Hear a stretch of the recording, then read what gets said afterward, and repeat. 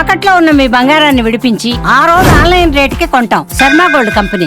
Dandupalem batch కి మాత్రం తీసిపోని దొంగలు పగలు రెక్కి రాత్రికి చోరీ. విల్లాలు, వెంచర్లు, అపార్ట్మెంట్లే వీరి టార్గెట్. ఎదురిస్తే ప్రాణాలు తీయడానికి వెనకాడని నైస్. ప్లాన్ వేస్తే పక్కగా దొంగతనం చేయాల్సిందే. సైలెంట్ గా వస్తారు, వైలెంట్ గా పనిచేసుకుపోతారు. ఏపీలోని పలు జిల్లాల్లో హడలెత్తిస్తున్న ధార్ దొంగల జీవన శైలి చూస్తే దడపుట్టాల్సిందే.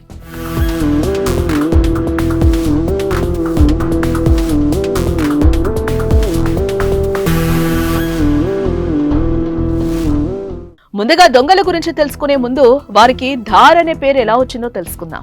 ధార్ అనేది మధ్యప్రదేశ్ రాష్ట్రంలోని గిరిజన ప్రాంతం. అక్కడక్కడ చిన్న గ్రామాలుంటాయి. వీరు విద్యకు చాలా దూరంగా ఉంటారు. చోరీలే వీరి ప్రవృత్తి. చాలా వరకు దొంగతనాల్లో ఒకే కుటుంబానికి చెందిన వారే సభ్యులుగా ఉంటారు. వాస్తవానికి వీరు ప్రధానంగా వ్యవసాయ కూలీలైనా ప్రవృత్తి మాత్రం దొంగతనాలు చేయటం. అలా ధార్ అనే ప్రాంతంలో నివసించే వీరిని ధార్ దొంగలుగా పిలుస్తారు. ఇక ధార్ దొంగలు విపరీతమైన నేర ప్రవృత్తి కలుగుంటారు. చోరీకి వెళ్లిన సమయంలో వీరిని ఎవరైనా అడ్డగిస్తే ప్రాణాలు తీయడానికి కూడా వెనకడరు. గ్యాంగులుగా ఏర్పడి చోరీలు చేయటం వీరి నైజం.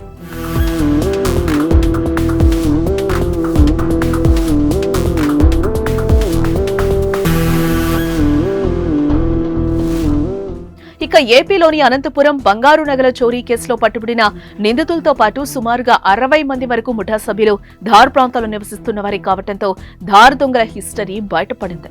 ఇక వీరు దొంగతనాలు చేయటం కోసం ఎక్కువగా దూర ప్రాంతాలను ఎంచుకుని రైలు, బస్సులు, ద్విచక్ర వాహనాల్లో ప్రయాణిస్తూ చోరీలకు పాల్పడతారు. ప్రధానంగా తాళం వేసిన ఇళ్లను లక్ష్యంగా చేసుకుంటారు. పగలు రెక్కి నిర్వహించి రాత్రి వేళల్లో చోరీలు చేయటం ఈ ముఠాలకు అలవాటు. చిన్న వయసులోనే వివాహాలు చేసుకోవటం, వ్యసనాలకు బానిసలుగా మారటం వల్ల వాటిని తీర్చుకోవడానికి డబ్బు సులువుగా సంపాదించడానికి చోరీలు ఎంచుకుంటున్నట్లుగా తెలుస్తోంది.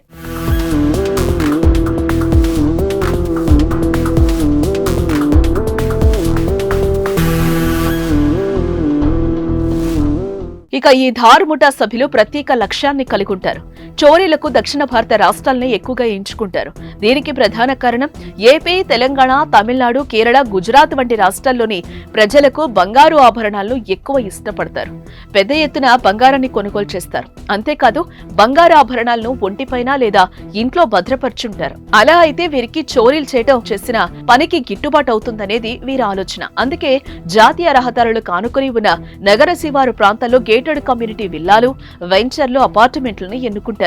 పగటి సమయాల్లో ద్విచక్ర వాహనం, ఆటోలో తిరుగుతూ తాళం వేసిన ఇళ్లను లక్ష్యంగా చేసుకుంటారు. రాత్రి వేళలో ప్రధాన ద్వారం నుంచి కాకుండా ప్రహరీ దూకి లోపలికి ప్రవేశిస్తారు. ఇళ్లకున్న మెయిన్ డోర్ పగలగొట్టి లోపలికెళ్లి వస్తువులను దొంగలిస్తారు. అయితే ఇన్ని దొంగతనాలు చేసిన వీరు పోలీసులకు చిక్కకపోవడానికి ప్రధాన కారణం వీరు సెల్ ఫోన్లు వినియోగించకపోవడమే. పైగా దొంగతనం చేసే సమయంలో వీరు ముఖాలను కనబడనివ్వరు.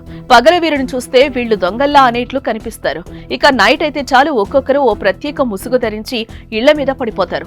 సైలెంట్ గా వచ్చి వైలెంట్ గా పని పూర్తి చేసుకుని వెళ్తారు. ఇక వీరి నేర చరిత్ర వింటే ఒళ్ళు గగురుపాటు కలుగుతుంది. మనిషిని మనిషిగా లెక్క చేయని మనస్తత్వం వీరిది. ఒకవేళ ఏదైనా చోరీల్లో పట్టుబడితే వారి ప్రాంతాల్లోకి పోలీసులు వస్తే ముఠాలుగా ఏర్పడి దాడులు చేస్తారు. ఇక మధ్యప్రదేశ్ నుంచి బయలుదేరి దేశంలోని అనేక ప్రాంతాల్లో దొంగతనాలు చేస్తూ ఉంటారు. ధార్, బచాడో, భూరియా, చంబా, పార్థీ పేర్లతో గ్యాంగులు ఉంటాయి.